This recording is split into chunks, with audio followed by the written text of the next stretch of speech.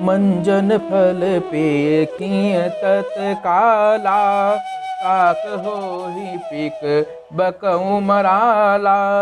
सुनिया चरज करे जन कोई, सतसंगति महिमा नहीं गोई। इस तीर्थराज में स्नान का फल तत्काल ऐसे देखने में आता है कि कौवे कोयल बन जाते हैं और बगुले हंस। यह सुनकर कोई आश्चर्य न करे, क्योंकि सत्संग की महिमा छिपी नहीं है। वाल्मीक नारद घट जोनी, निज निज मुखनी कही निज होनी। जलचर थलचर नभचर नाना, जे जड़ चेतन जीव जहाना। वाल्मीकि, नारद जी और अगस्त्य जी अपने अपने मुखों से अपनी होनी यानी जीवन का वृत्तांत कही है। जल में रहने वाले, जमीन पर चलने वाले और आकाश में विचरने वाले नाना प्रकार के जड़ चेतन जितने जीव इस जगत में हैं, मति कीरति गति भूत भलाई। जब जहीं जतन जहाँ जहीं पाई, सो जानब सतसंग प्रभाऊ। लो कहूँ वेद न आन उपाऊ। उसमें से जिसने जिस समय जहाँ कहीं भी जिस किसी यंत्र से बुद्धि, कीर्ति, सद्गति, विभूति यानी ऐश्वर्य और भलाई पाई है, सो सब सत्संग का ही प्रभाव समझना चाहिए। वेदों में और लोक में इनकी प्राप्ति का दूसरा उपाय नहीं है। बिनु सत्संग विवेक न होई, राम कृपा बिनु सुलभ न सोई। सत्संगत मुदु मंगल मूला, सोई फल सिद्धि सब साधन फूला। सत्संग के बिना विवेक नहीं होता और श्री राम जी की कृपा से बिना वह सत्संग सहज से मिलता नहीं। सत्संगति आनंद और कल्याण की जड़ है। सत्संग की सिद्धि यानी प्राप्ति ही फल है और सब साधन तो फूल हैं। सत सुधरहि सतसंगत पाई, पारस परस कुदघात सुहाई। विधि बस सुजन कुसंगति परहि, हनि मन सम निज गुण अनुसरहि। दुष्ट भी सत्संगत पाकर सुधर जाते हैं। जैसे पारस के स्पर्श से लोहा सुहावना हो जाता है, सुंदर सोना बन जाता है, किंतु दया योग से यदि किसी सज्जन कुसंगत में पड़ जाते हैं तो वे वहाँ भी सांपों के मणि के समान अपने गुणों का अनुसरण करते हैं। अर्थात जिस प्रकार संसर्ग पाकर भी मणि उसके विष को ग्रहण नहीं करती तथा अपने सहज गुण प्रकाश को नहीं छोड़ती, उसी प्रकार साधु पुरुष दुष्टों के संग में रहकर भी दूसरों को प्रकाश ही देते हैं। दुष्टों का उन पर कोई भी प्रभाव नहीं पड़ता। विधि हरिहर कवि को विद्वानी, कहत साधु महिमा सकुचानी। सोमोसन कहीं जात न कैसे, साक बनिक मणि गुणगण जैसे। ब्रह्मा विष्णु शिव कवि और पंडितों की वाणी भी संत महिमा का वर्णन करने में सकुचाती है। वह मुझसे किसी प्रकार नहीं कही जाती। जैसे साग तरकारी बेचने वाले से मणियों के गुण समूह नहीं कहे जा सकते। बंदहु संत समान चित, हित अनहित नहीं कोई। अंजलिगत शुभ सुमन जिम, सम सुगंध कर दोई। मैं संतों को प्रणाम करता हूँ जिनके चित्त में समता है, जिनका ना कोई मित्र है और ना कोई शत्रु।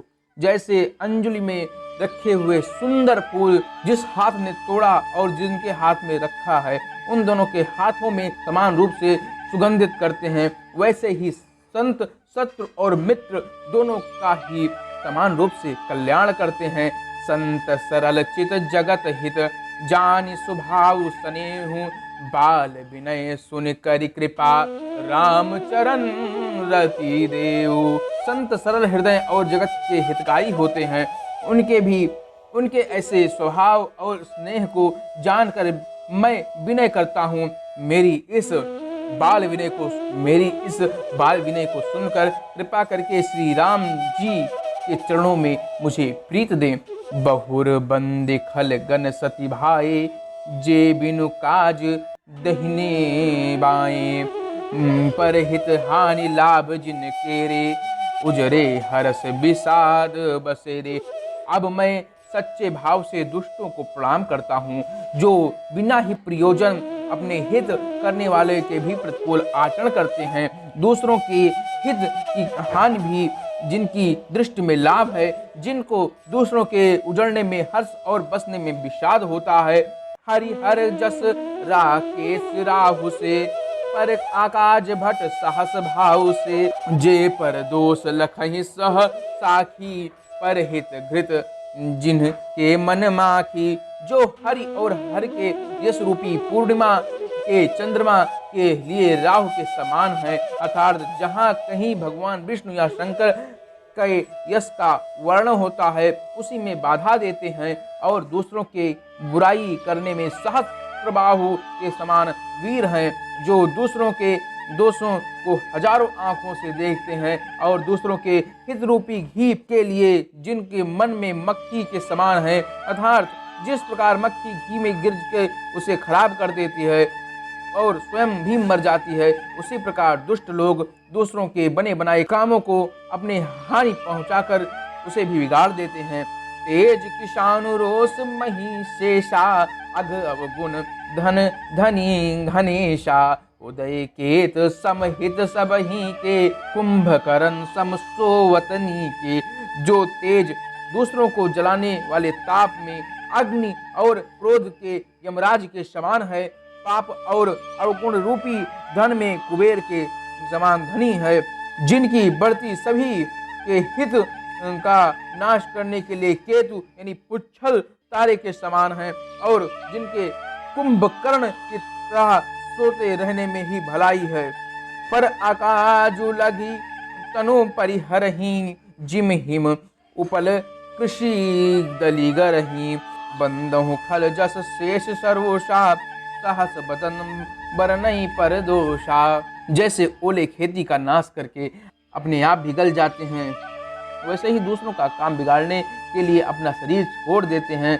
मैं दुष्टों को हजार मुख वाले शेष के समान समझकर प्रणाम करता हूँ, जो पराये दोषों का हजार मुखों से भी रोष के साथ वर्णन करते हैं।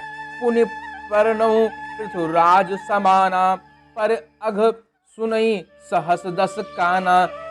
बहुर सक्र सम बिनवो तेहि, संतत सुरानी कहित जेहि।